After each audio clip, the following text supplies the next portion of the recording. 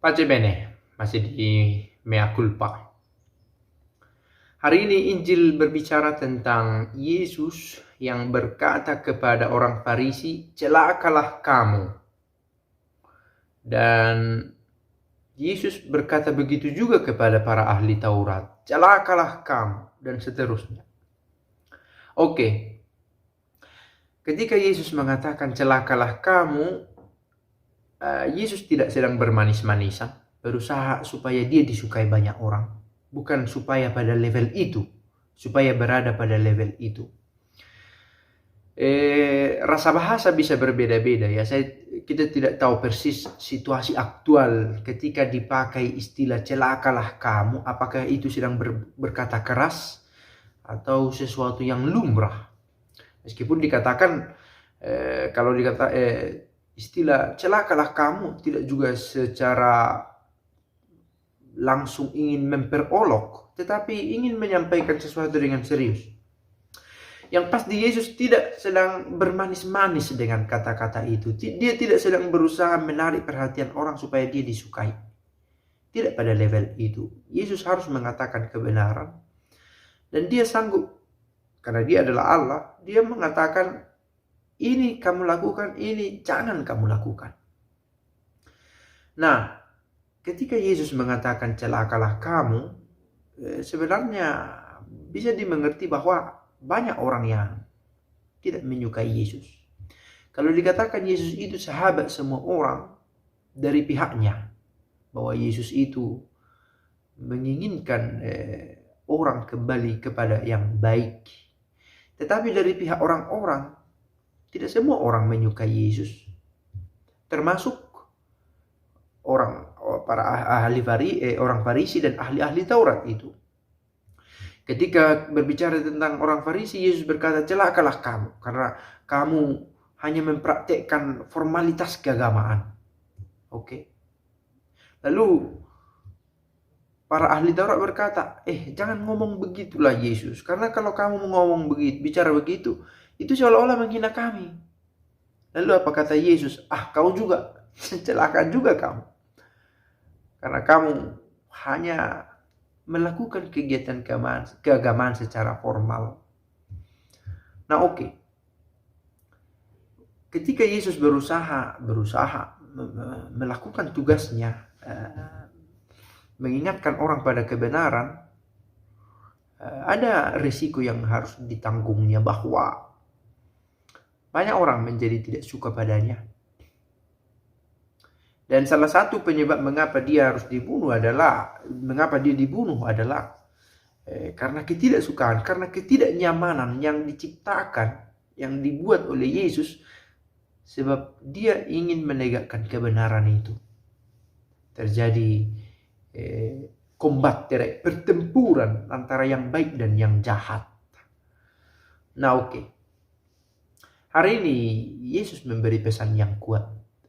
Dan cerita itu sendiri memberi pesan. Bagaimana kita mendengarkan pesan-pesan Yesus, saya pikir itu penting. Kemarin juga Yesus sudah mengingatkan, bersihkan dari dalam, bukan hanya dari luar. Saya pikir ini kata yang ampuh dan efektif untuk kita semua. Membersihkan dari dalam. Ada saat kita terlalu asik membersihkan bagian luar, make up, memoles bagian luar, tetapi di dalam tidak. Cara bertutur elok dilihat, tetapi isinya bagaimana?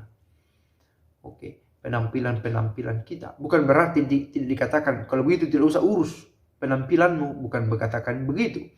Tetapi prioritas memperhatikan di dalam. Dan ini berlaku ukuran makro, besar, juga ukuran kecil. Kecil dalam arti secara personal, dari hati diolah. Nah, orang yang hatinya baik tampak dalam dirinya juga, keluar, terpancar. Nah, begitu juga gereja. Gereja itu tumbuh kalau sel-sel terkecilnya keluarga itu baik adanya. Bukan perkumpulan yang palsu gereja itu, tetapi perkumpulan yang memang mencerminkan kebaikan karena unsur-unsurnya keluarga itu sendiri berusaha baik di rumah masing-masing, membersihkan dari dalam dulu, baru buahnya tampak keluar. Itu yang semalam. Yang hari ini juga più meno, kurang lebih mirip. Jangan mempraktekkan yang formal, yang hanya tampak di permukaan, yang sesuai aturan-aturan baku. Yesus berkata begitu. Nah, ini sebuah panduan untuk kita. Menarik, ada seorang pengkhotbah berkata begini, apa artinya mengikuti Kristus?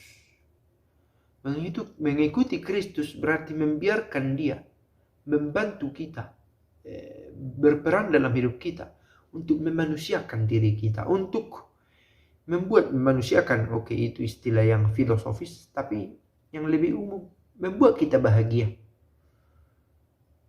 menemukan kebenaran dalam hidup. Bukan terutama ritual yang belakangan ini justru lebih dianggap lebih penting. Sekali lagi, bukan mau mengatakan tidak perlu itu, perlu. Tetapi itu dengan sendirinya akan terbentuk bila dari dalam pertama-tama dibangun. Nah, sekali lagi ini perjuangan kita bersama. Masalah kita manusia adalah kesulitan kita menemukan esensi yang esensial, yang paling penting dari ajaran itu. Karena banyak yang menutup mata kita, kebiasaan-kebiasaan, kenyamanan-kenyamanan, sehingga sulit menemukan apa yang terpenting dari mengikuti Kristus. Oke? Ada yang terlalu risau dengan ritual-ritual sampai lupa pada esensi mengikuti Kristus. Menjadi manusia yang bahagia dan bisa membahagiakan.